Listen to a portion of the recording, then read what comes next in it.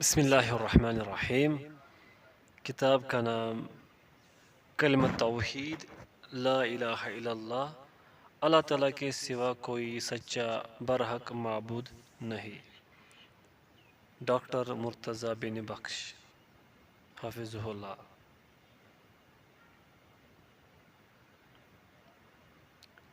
بسم اللہ الرحمن الرحیم۔ کلمۃ توحید کا معنی اردو ترجمہ۔ کلمۃ توحید لا الہ الا اللہ ہے۔ کلمۃ توحید کا صحیح معنی لا معبود بحق الا اللہ ہے۔ کلمۃ توحید کا ترجمہ ہے اللہ تعالیٰ کے سوا کوئی سچا برحق معبود نہیں۔ اس کا مطلب یہ ہوا کہ کلمۃ توحید میں جو معنی ہمیں جاننا ہے وہ الہ کا معنی ہے۔ الہ کا کیا معنی ہے؟ معبود اور برحق۔ معبود کا لفظ کہاں سے آیا؟ اس کی کیا دلیل ہے؟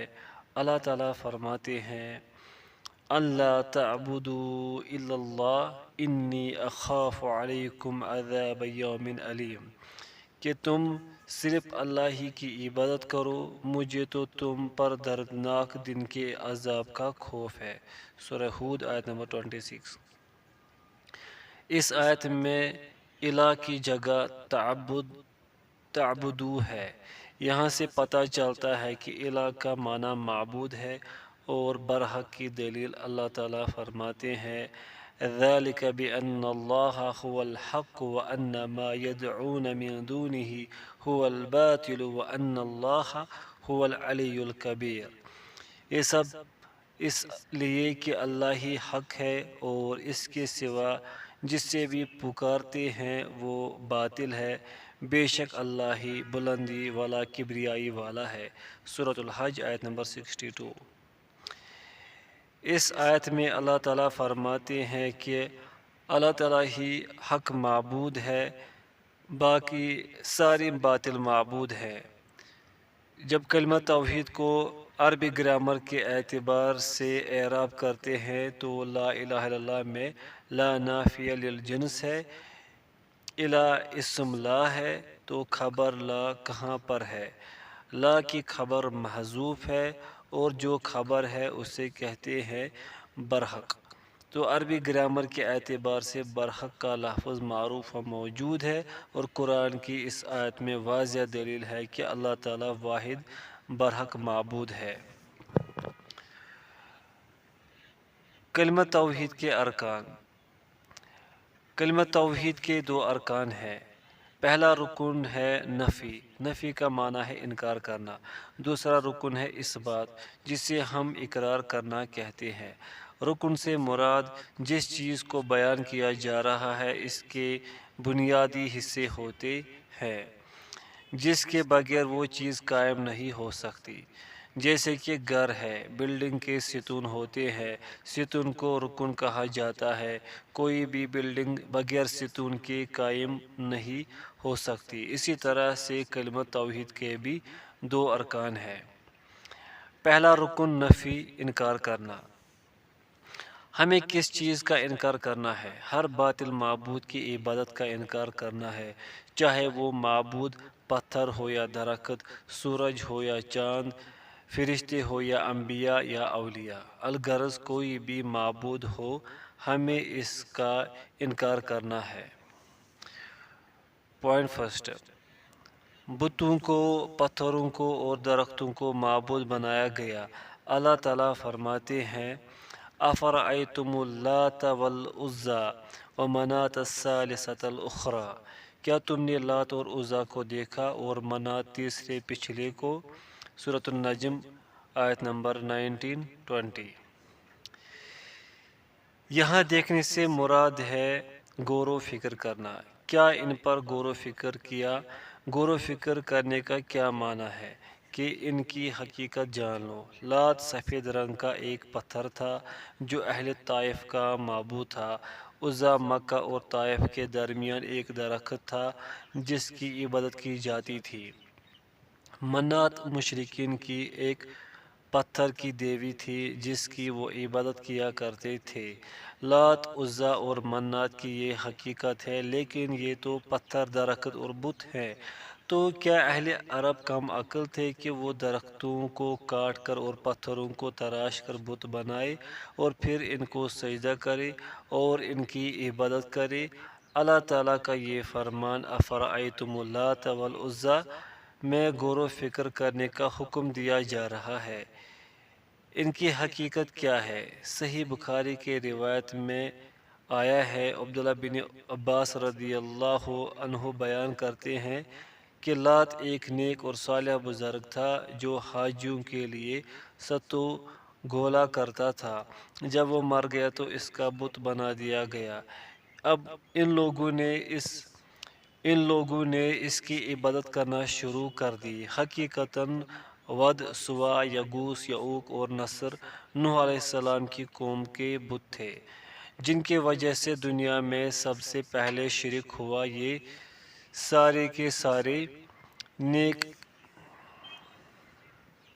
حقیقتاً ود، سوا، یغوث، یعوق اور نصر نوح علیہ السلام کی قوم کے بت تھے جن کی وجہ سے دنیا میں سب سے پہلے شرک ہوا۔ یہ سارے کے سارے نیک اور صالح بزرگ تھے۔ جب وہ مر گئے تو ان کی یاد اور محبت میں ان کے بت بنا دیے گئے اور جب علم جاتا رہا تو ان کی عبادت کی گئی۔ صحیح البخاری کتاب التفسیر سورہ نوح۔ پوائنٹ سیکنڈ، سورج اور چاند کو معبود بنایا گیا۔ اس کی دلیل میں اللہ تعالیٰ فرماتے ہیں وَمِنْ آيَاتِهِ اللَّيْلُ وَالنَّهَارُ وَالشَّمْسُ وَالْقَمَرُ لَا تَسْجُدُوا لِلشَّمْسِ وَلَا لِلْقَمَرِ وَاسْجُدُوا لِلَّهِ الَّذِي خَلَقَهُنَّ إِن كُنتُمْ إِيَّاهُ تَعْبُدُونَ۔ اور دن، رات اور سورج چاند بھی اسی کی نشانیوں میں سے ہیں۔ تم سورج کو سجدہ نہ کرو نہ چاند کو، بلکہ سجدہ اس اللہ کے لیے کرو جس نے سب کو پیدا کیا ہے، اگر تمہیں اس کی عبادت کرنی ہے تو۔ سورہ فصلت آیت نمبر 37۔ اگر تم واقعی اللہ تعالیٰ کی عبادت کرنے والے ہو تو پھر ان چیزوں کی عبادت نہیں کی جاتی۔ یہ اللہ تعالیٰ کی مخلوق ہیں اور مخلوق کبھی خالق کا درجہ نہیں لے سکتی، اس لیے عبادت کا حق صرف اور صرف اللہ تعالیٰ کا ہے۔ ان مخلوقات کے لیے کوئی بھی عبادت صرف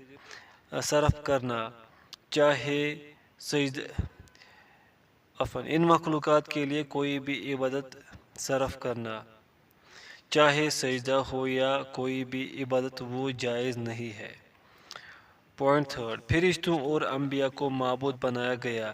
اس دنیا میں بعض ایسے بھی لوگ تھے جو فرشتوں اور انبیاء کو پکارتے تھے اور ان کی عبادت کرتے تھے۔ اللہ تعالیٰ فرماتے ہیں وَلَا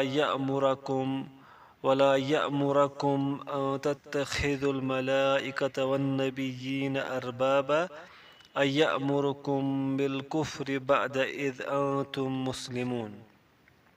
اور یہ نہیں ہو سکتا کہ وہ تمہیں فرشتوں اور نبیوں کو رب بنانے کا حکم دے، کیا وہ تمہارے مسلمان ہونے کے بعد بھی تمہیں کفر کا حکم دے گا؟ سورہ آل عمران آیت نمبر 80۔ فرشتوں اور انبیاء کی عبادت کی گئی ہے، ان کو بھی رب بنایا گیا ہے۔ یہ اللہ تعالیٰ کا حکم نہ تھا، محض شیطان رجیم کا راستہ اور حکم تھا جس پر عمل کرتے ہوئے بعض لوگوں نے فرشتوں اور بعض انبیاء علیہم السلام کو معبود بنایا۔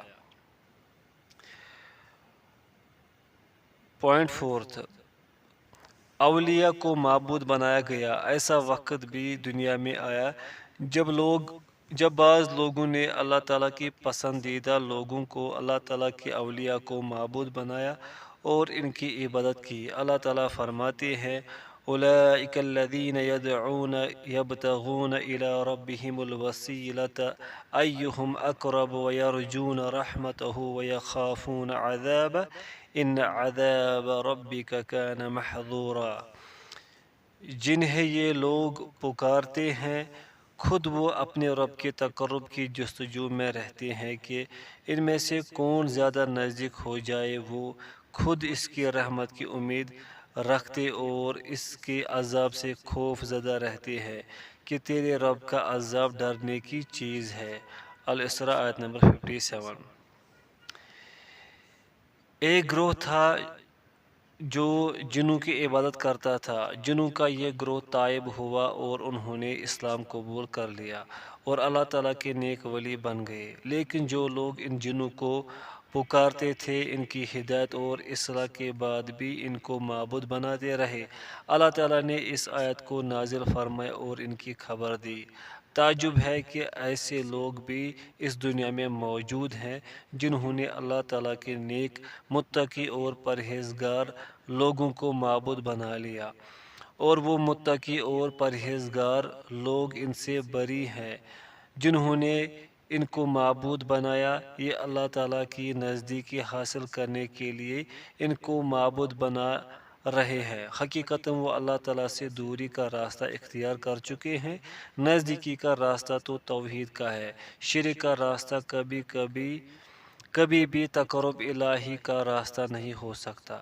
یاد رکھیں، ہر باطل معبود کی عبادت کا انکار کرنا فرض ہے، اور یہ سارے کے سارے باطل معبود ہیں، چاہے درخت ہوں، پتھر ہوں، یا بت ہوں، یا چاند سورج ہو، یا فرشتے، انبیاء یا اولیاء ہوں، یہ سارے کے سارے برحق معبود نہیں ہو سکتے۔ اگر کسی نے ان کی عبادت کی ہے تو یہ ان کی عبادت سے بری ہے۔ دوسرا رکن، اس بات اقرار کرنا، ساری کے ساری عبادات صرف اور صرف اللہ تعالیٰ کے لیے بجا لانا ہے، جیسے کہ نماز، زکوٰۃ، حج اور دعا، یہ سب عبادات ہیں۔ پوائنٹ فرسٹ، نماز اور زکوٰۃ عبادات ہیں۔ ان کی دلیل اللہ تعالیٰ فرماتے ہیں وَمَا أُمِرُوا إِلَّا لِيَعْبُدُوا اللَّهَ مُخْلِصِينَ لَهُ الدِّينَ حُنَفَاءَ وَيُقِيمُوا الصَّلَاةَ وَيُؤْتُوا الزَّكَاةَ وَذَلِكَ دِينُ الْقَيِّمَةِ۔ انہیں اس کے سوا کوئی حکم نہیں دیا گیا کہ صرف اللہ کی عبادت کرے، اسی کے لیے دین کو خالص رکھے، ابراہیم حنیف کے دین پر، اور نماز قائم رکھے اور زکوٰۃ دیتے رہے، یہی ہے دین سیدھی ملت کا۔ سورۃ البینہ آیت نمبر 5۔ سچے دین میں اخلاص، نماز اور زکوٰۃ عبادات ہیں، اور ان عبادات کو صرف اللہ تعالیٰ کے لیے صرف کرنا اللہ تعالیٰ کا حق ہے۔ پوائنٹ نمبر سیکنڈ، حج عبادت ہے۔ اس کی دلیل اللہ تعالیٰ فرماتے ہیں وَلِلَّهِ عَلَى النَّاسِ حِجُّ الْبَيْتِ مَنِ اسْتَطَاعَ إِلَيْهِ سَبِيلًا۔ اللہ تعالیٰ نے ان لوگوں پر جو اس طرف کی راہ پا سکتے ہوں، اس گھر کا حج فرض کر دیا ہے۔ سورہ آل عمران آیت نمبر 97۔ اللہ تعالیٰ سب سے غنی ہے، بے نیاز ہے، اللہ تعالیٰ کو کسی کی بھی ضرورت نہیں۔ ہم عبادت کریں یا نہ کریں، اللہ تعالیٰ کو کوئی فرق نہیں پڑتا، لیکن ہمیں فرق ضرور پڑتا ہے کیونکہ ہم نے اپنے رب کو حساب دینا ہے۔ پوائنٹ نمبر تھرڈ، دعا عبادت ہے۔ اس کی دلیل اللہ تعالیٰ فرماتے ہیں وَقَالَ رَبُّكُمُ ادْعُونِي أَسْتَجِبْ لَكُمْ إِنَّ الَّذِينَ يَسْتَكْبِرُونَ عَنْ عِبَادَتِي سَيَدْخُلُونَ جَهَنَّمَ دَاخِرِينَ۔ اور تمہارے رب کا فرمان سرزد ہو چکا ہے کہ مجھ سے دعا کرو، میں تمہاری دعاؤں کو قبول کروں گا۔ یقین مانو کہ جو لوگ میری عبادت سے خود سری کرتے ہیں وہ ذلیل ہو کر جہنم پہنچ جائیں گے۔ سورہ غافر آیت نمبر 60۔ سبحان اللہ، بات دعا کی ہو رہی ہے اور اللہ تعالیٰ نے فرمایا ہے کہ جو لوگ میری عبادت نہیں کرتے، ہونا تو یہ چاہیے تھا کہ جو مجھے نہیں پکارتے، مجھ سے دعا نہیں کرتے۔ اس سے یہ ثابت ہوا کہ دعا عبادت ہے اور عبادت صرف اللہ تعالیٰ کا حق ہے۔ پوائنٹ نمبر فورتھ، مدد طلب کرنا عبادت ہے۔ اس کی دلیل اللہ تعالیٰ فرماتے ہیں إِيَّاكَ نَعْبُدُ وَإِيَّاكَ نَسْتَعِينُ۔ ہم صرف تیری ہی عبادت کرتے ہیں اور تجھ سے ہی مدد چاہتے ہیں۔ سورہ فاتحہ آیت نمبر 4۔ ہر اس کام پر مدد طلب کرنا جس پر صرف اللہ تعالیٰ قادر ہے عبادت ہے، اور یہ اللہ تعالیٰ کا حق ہے۔ جن کاموں میں مخلوق بھی قادر ہو، حاضر ہو اور زندہ ہو تو ان کی مدد لی جا سکتی ہے، یہ شرک نہیں ہے۔ امور دو قسم کے ہوتے ہیں، بعض ایسے امور ہیں جن پر صرف اللہ تعالیٰ قادر ہے، جیسے کہ رزق دینا، اولاد دینا، شفا دینا، کوئی مخلوق اس پر قادر نہیں ہے، تو کسی مخلوق سے مدد طلب نہیں کر سکتے کہ رزق دے یا شفا دے۔ بعض امور جن پر مخلوق قادر ہو، ان شرطوں کے ساتھ کہ وہ زندہ ہو اور حاضر ہو، مدد طلب کی جا سکتی ہے۔ پوائنٹ ففتھ، پناہ طلب کرنا، الاستعاذہ عبادت ہے اور اللہ تعالیٰ کا حق ہے۔ ہم اعوذ باللہ من الشیطان الرجیم پڑھتے ہیں، اللہ تعالیٰ سے پناہ طلب کرتے ہیں کہ ہمیں شیطان مردود کے شر سے محفوظ رکھے۔ اسی طریقے سے معوذتین میں ہم پڑھتے ہیں قل اعوذ برب الفلق، قل اعوذ برب الناس۔ ہم اللہ کی پناہ میں آنا چاہتے ہیں۔ مخلوق سے پناہ حاصل کی جا سکتی ہے ان تین شرطوں کے ساتھ کہ زندہ ہو، حاضر ہو، قادر ہو۔ پوائنٹ سکس، قربانی عبادت ہے، اس کی دلیل اللہ تعالیٰ فرماتے ہیں فَصَلِّ لِرَبِّكَ وَانْحَرْ، پس تو اپنے رب کے لیے نماز پڑھ اور قربانی کر۔ سورۃ الکوثر آیت نمبر 2۔ اللہ نے نماز کو قربانی سے جوڑ دیا ہے۔ نماز عبادت ہے تو قربانی بھی عبادت ہے۔ اگر نماز اللہ تعالیٰ کے لیے پڑھنی ہے تو قربانی بھی صرف اللہ تعالیٰ کے لیے ہی کرنی ہے، نہ کسی پیر کے لیے، نہ کسی درگاہ پر اور نہ کسی ولی یا نبی کے نام پر قربانی کرنی ہے۔ پوائنٹ سیونتھ، نظر و نیاز عبادت ہے۔ اللہ تعالیٰ فرماتے ہیں یوفون بالنذر ویخافون یوما کان شرہ مستطیرا، جو نظر پوری کرتے ہیں اور اس دن سے ڈرتے ہیں جس کی برائی چاروں طرف پھیل جانے والی ہے۔ سورۃ الانسان آیت نمبر 7۔ پوائنٹ نمبر 8، امید عبادت ہے، اس کی دلیل اللہ تعالیٰ فرماتے ہیں فَمَن كَانَ يَرْجُو لِقَاءَ رَبِّهِ فَلْيَعْمَلْ عَمَلًا صَالِحًا وَلَا يُشْرِكْ بِعِبَادَةِ رَبِّهِ أَحَدًا، تو جسے بھی اپنے رب سے ملنے کی آرزو ہو اسے چاہیے کہ نیک اعمال کرے اور اپنے رب کی عبادت میں کسی کو شریک نہ کرے۔ سورۃ الکہف آیت نمبر 110۔ پوائنٹ نمبر 9، توکل عبادت ہے، اس کی دلیل اللہ تعالیٰ فرماتے ہیں وَعَلَى اللَّهِ فَتَوَكَّلُوا إِن كُنتُم مُؤْمِنِينَ، اور تم اگر مومن ہو تو تمہیں اللہ تعالیٰ ہی پر بھروسہ رکھنا چاہیے۔ سورۃ المائدہ آیت نمبر 23۔ ہر عبادت صرف اور صرف اللہ تعالیٰ کے لیے کرنا ہم پر فرض ہے، یہ دوسرا رکن ہے کلمہ توحید کا۔ اللہ، آپ اس وقت تک اس کا اقرار نہیں کر سکتے، اسے ثابت نہیں کر سکتے، اس پر عمل نہیں کر سکتے جب تک آپ یقین کے ساتھ نہ جان لیں کہ جتنی بھی عبادات ہیں ان سب کا حقدار صرف اور صرف اللہ تعالیٰ ہے۔ کلمہ توحید کی شرطیں۔ کلمہ توحید کی 8 شرطیں ہیں۔ پوائنٹ فرسٹ، علم، لا الہ الا اللہ کی معنی اور مفہوم کا علم ہونا جس کے ضد جہالت ہے۔ پوائنٹ سیکنڈ، یقین، لا الہ الا اللہ کی معنی اور مفہوم پر یقین ہونا جس کی ضد شک ہے۔ کلمہ توحید کا جو معنی ہم نے جان لیا کہ لا معبود بحق الا اللہ، اللہ کے سوا کوئی معبود برحق نہیں، اب اس پر یقین بھی کرنا ہے، شک نہیں ہونا چاہیے کہ اس معنی کے سوا کوئی اور معنی بھی ہو سکتا ہے یا اس معنی کے ساتھ کوئی اور معنی بھی ہو سکتا ہے، ایک ہی معنی ہے کہ اللہ کے سوا کوئی معبود برحق نہیں۔ پوائنٹ تھرڈ، اخلاص، لا الہ الا اللہ کا اقرار اخلاص کے ساتھ کرنا جس کی ضد شرک ہے۔ پوائنٹ فورتھ، محبت، لا الہ الا اللہ کا اقرار محبت کے ساتھ کرنا اور اس کی ضد بغض ہے۔ پوائنٹ ففتھ، سچائی، لا الہ الا اللہ کا اقرار سچائی کے ساتھ کرنا جس کی ضد جھوٹ ہے۔ پوائنٹ سکستھ، قبول، لا الہ الا اللہ کے تقاضوں کو قبول کرنا جس کی ضد رد کرنا ہے۔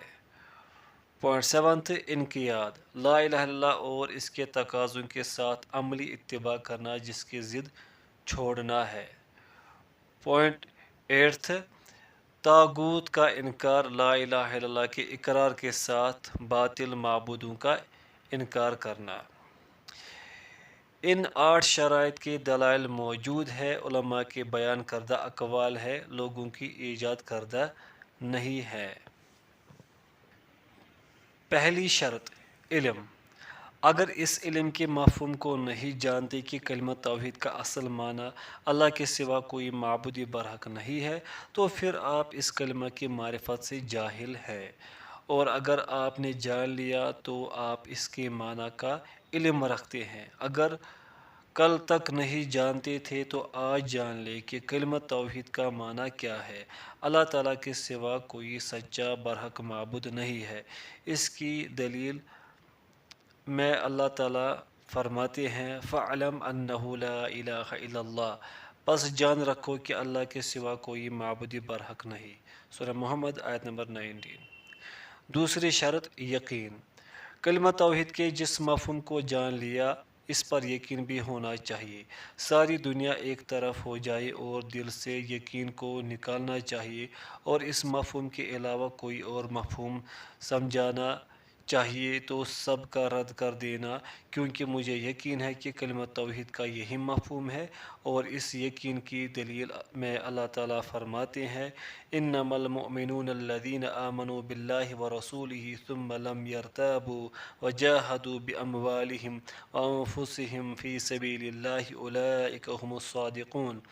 मोमिन तो वो हैं जो अल्लाह और इसके रसूल पर ईमान लाए, फिर शक में न पड़े, वो अल्लाह की राह में माल और जान से लड़े, यही लोग ईमान के सच्चे हैं। सूरह हुजरात आयत नंबर 15। ईमान के बाद शक की गुंजाइश नहीं। ये दलील है कि ईमान यकीन की बुनियाद पर होता है और यकीन के बगैर शक बाकी रह जाता है। दीन की बुनियाद कलिमा तौहीद पर शक करना कुफ्र है और इस इल्म पर यकीन और इस इल्म पर हमें यकीन होना चाहिए। इल्म बगैर यकीन के बेफ़ायदा है, ये शर्त है और इसकी दलील भी है और तालील भी। तीसरी शर्त इखलास। जब हम इखलास के साथ ला इलाहा इल्लल्लाह का इकरार करते हैं तो दिल के यकीन और ज़ुबान के इकरार के साथ गवाही देते हैं कि अल्लाह ताला हम तेरे साथ कभी शिरक नहीं करेंगे।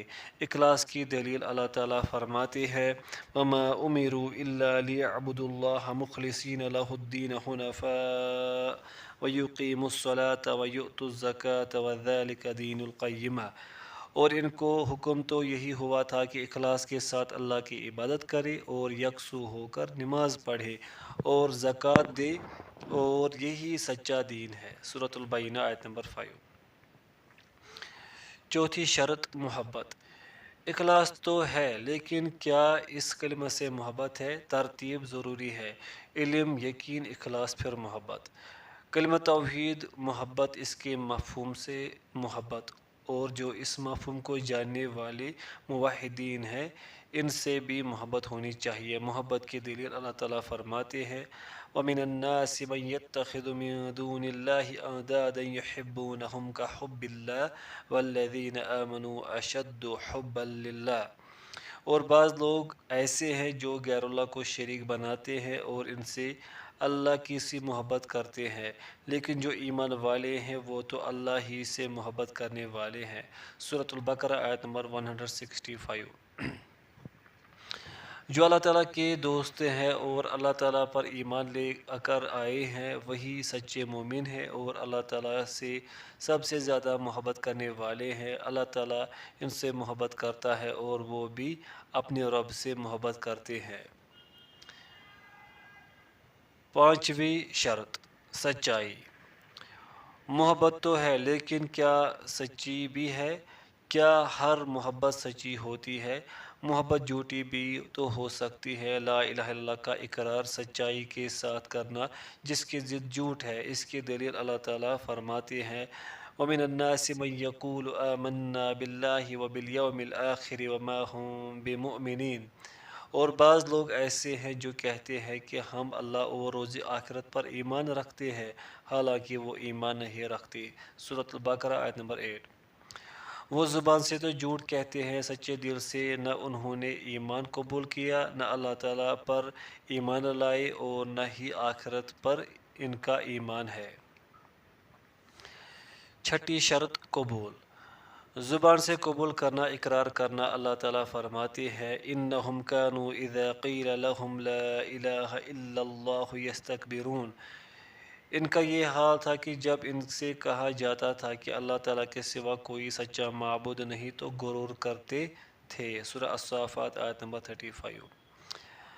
زبان سے لا الہ الا اللہ یعنی اللہ تعالیٰ کے سوا کوئی سچا معبود نہیں کا اقرار نہیں کرتے تھے، رد کر دیتے تھے۔ زبان سے اقرار کرنا بھی شرط ہے، کلمہ توحید کی شرطوں میں سے ہے۔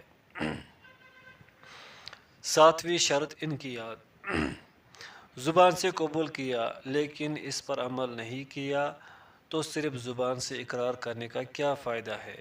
اس لیے ساتویں شرط ہے کہ لا الہ الا اللہ اور اس کے تقاضوں کے ساتھ عملی اتباع کرنا، جس کی ضد چھوڑنا ہے۔ اللہ تعالیٰ فرماتے ہیں وَمَن يُسْلِمْ وَجْهَهُ إِلَى اللَّهِ وَهُوَ مُحْسِنٌ فَقَدِ اسْتَمْسَكَ بِالْعُرْوَةِ الْوُثْقَىٰ وَإِلَى اللَّهِ عَاقِبَةُ الْأُمُورِ۔ اور جو شخص اپنے آپ کو اللہ کے تابع کر دے اور ہو بھی نیکوکار، یقیناً اس نے مضبوط کڑا تھام لیا، تمام کاموں کا انجام اللہ کی طرف ہے۔ سورہ لقمان آیت نمبر 22۔ اپنے آپ کو اللہ تعالیٰ کے حوالے کرنا ہے اور کلمہ توحید کے تقاضوں پر عمل کرنا، اسے کہتے ہیں الانقیاد۔ آٹھویں شرط طاغوت کا انکار کرنا۔ لا الہ الا اللہ کے اقرار کے ساتھ ساتھ باطل معبودوں کا انکار کرنا بھی لازمی ہے۔ اللہ تعالیٰ فرماتے ہیں فَمَن يَكْفُرْ بِالطَّاغُوتِ وَيُؤْمِن بِاللَّهِ فَقَدِ اسْتَمْسَكَ بِالْعُرْوَةِ الْوُثْقَىٰ لَا انفِصَامَ لَهَا وَاللَّهُ سَمِيعٌ عَلِيمٌ۔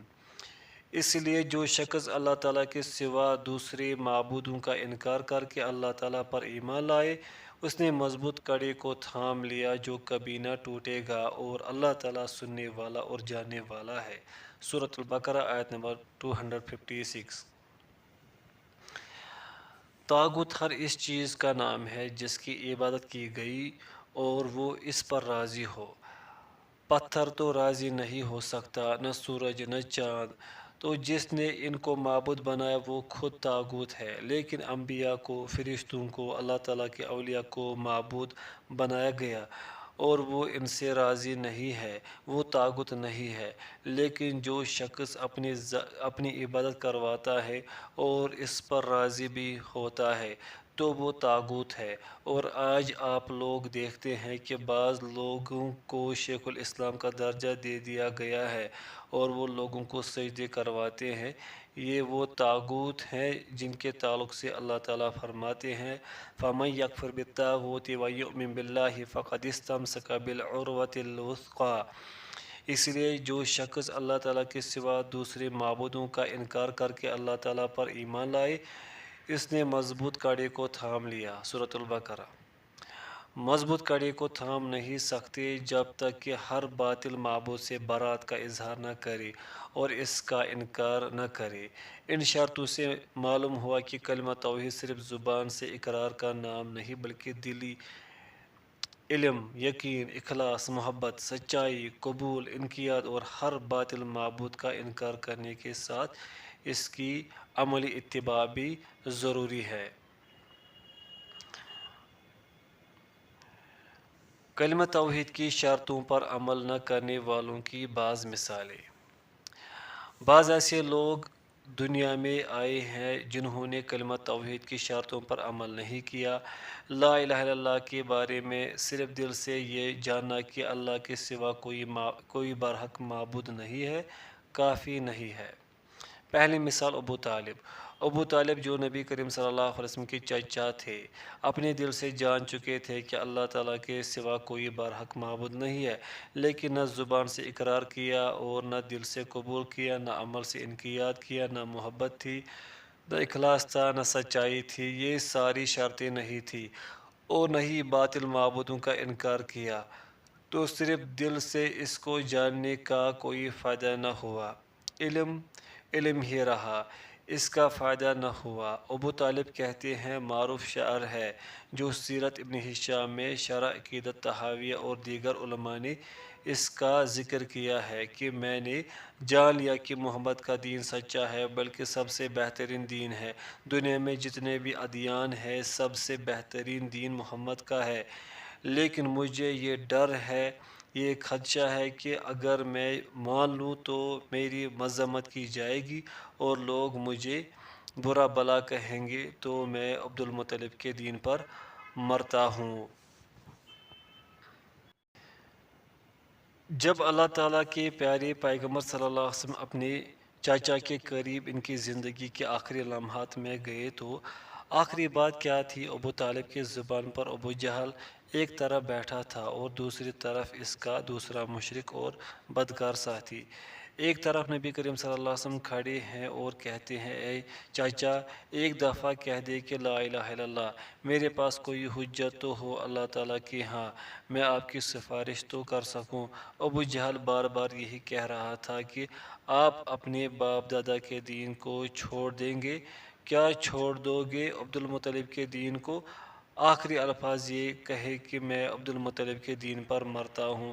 اللہ تعالیٰ کے پیارے نبی صلی اللہ علیہ وسلم فرماتے ہیں، ترجمہ: دوزخ والوں میں سب سے ہلکا عذاب ابو طالب کو ہوگا اور اسے آگ کی 2 جوتیاں پہنائی جائے گی جن سے ان کا دماغ کھول رہا ہوگا۔ صحیح مسلم حدیث نمبر 214۔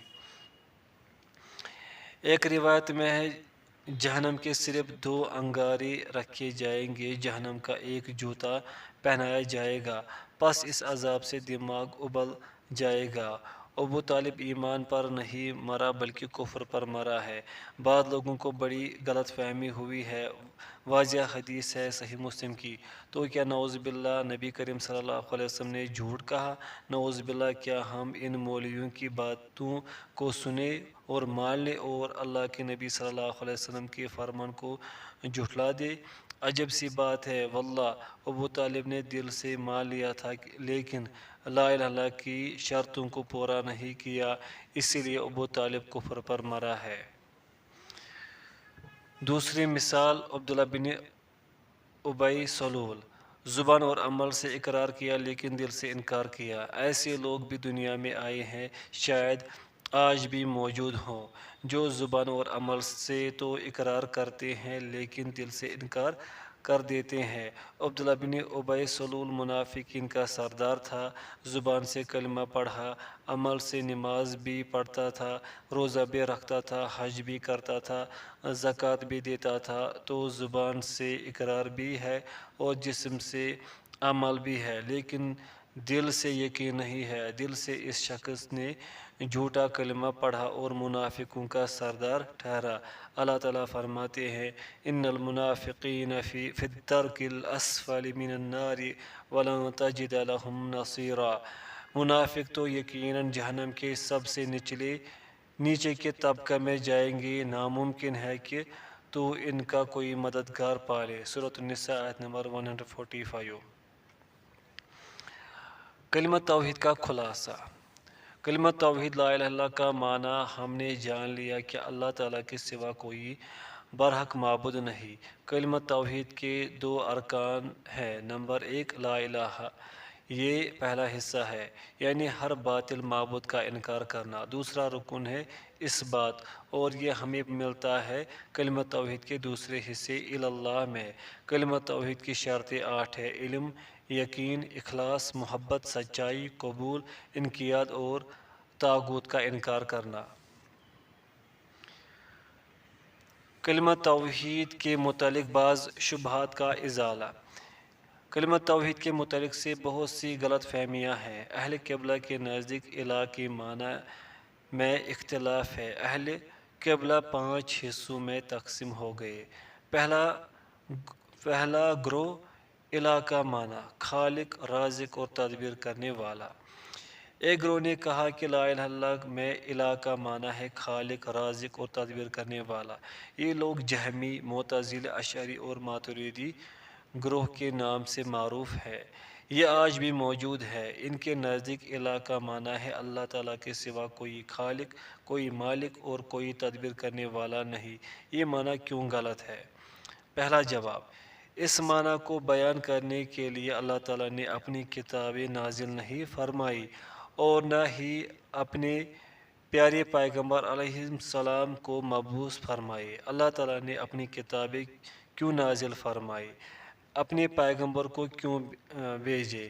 جتنے بھی رسول آئے ہیں کیا وہ یہ پیغام لے کر آئے ہیں کہ جان لو کہ تمہارا خالق مالک اللہ تعالیٰ ہے؟ یہ بات ابو جہل اور ابو لہب بھی جانتے تھے۔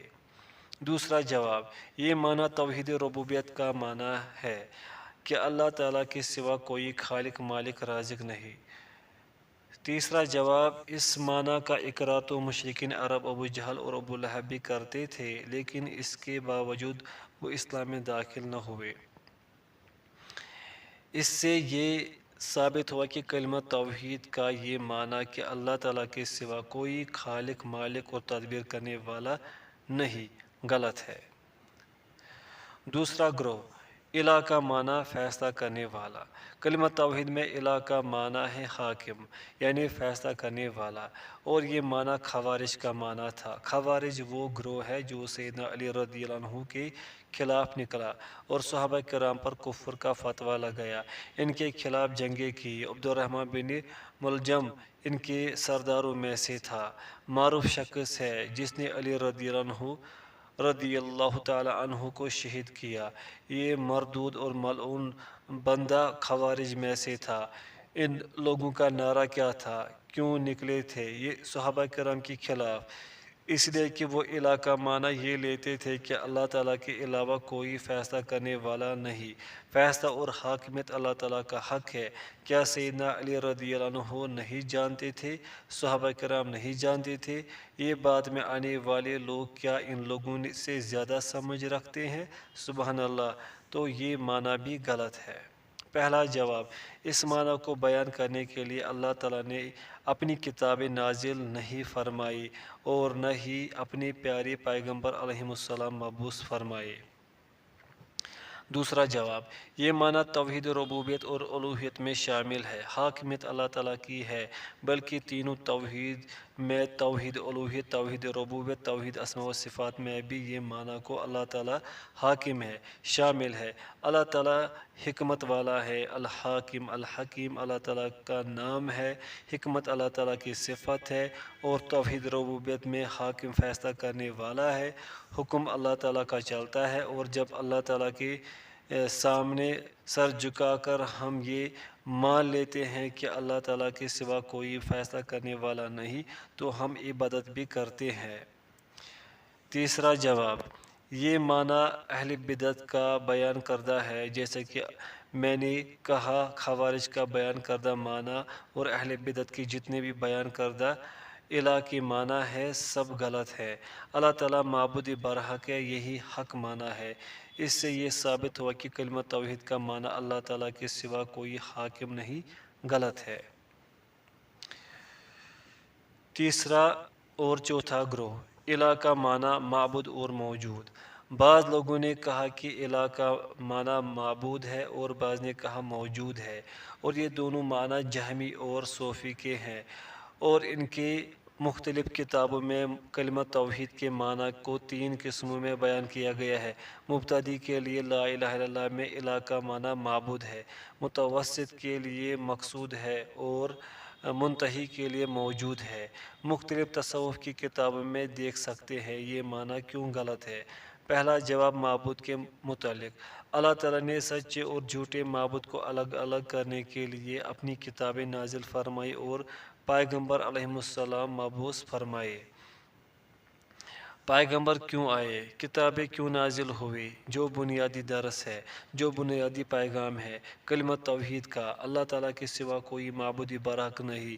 اگر الہ کا یہ معنی ہوتا کہ سارے معبود تو بہت سارے تھے، درخت کی عبادت کی گئی، پتھروں کی عبادت کی گئی، انبیاء اور اولیاء کو بھی پکارا گیا اور ان کی عبادت کی گئی، تو پھر کون الگ الگ کرے کہ سچا معبود کون سا ہے اور جھوٹا معبود کون سا ہے؟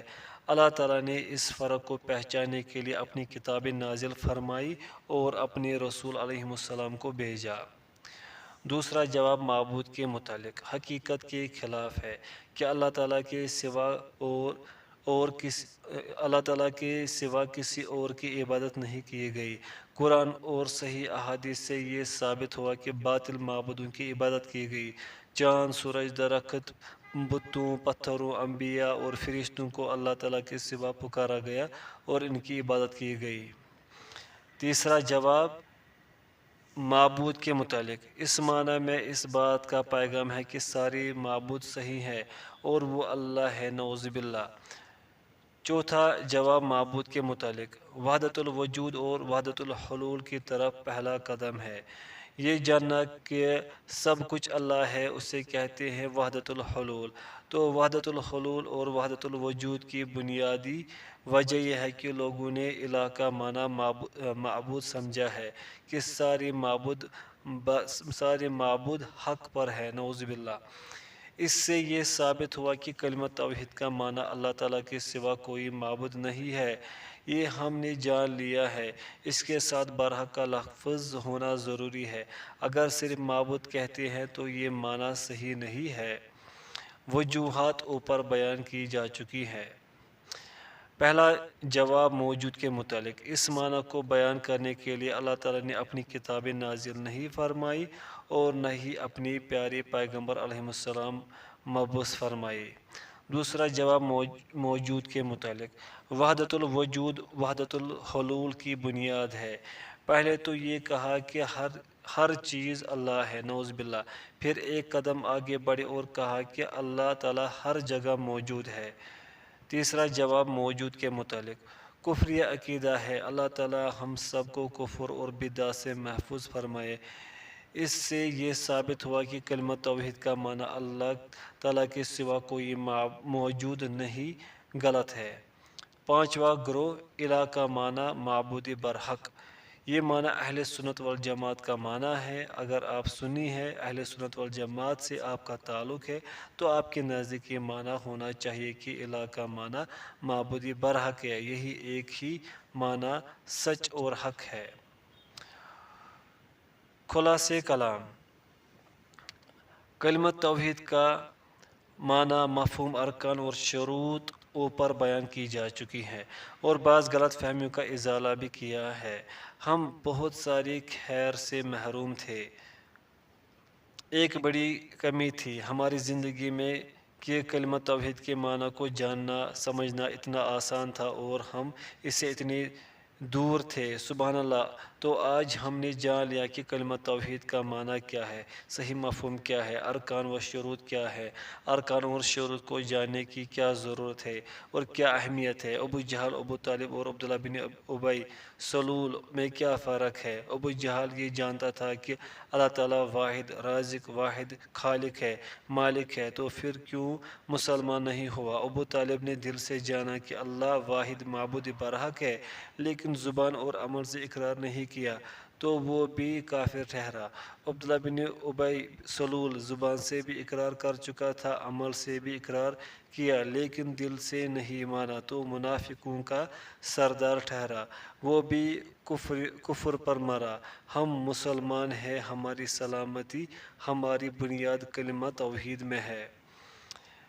کلمہ توحید کے تعلق سے ہم نے یہ جان لیا کہ کلمہ توحید لا الہ الا اللہ ہے اور کلمہ شہادت میں ہم گواہی دیتے ہیں توحید کی، اشہد ان لا الہ الا اللہ۔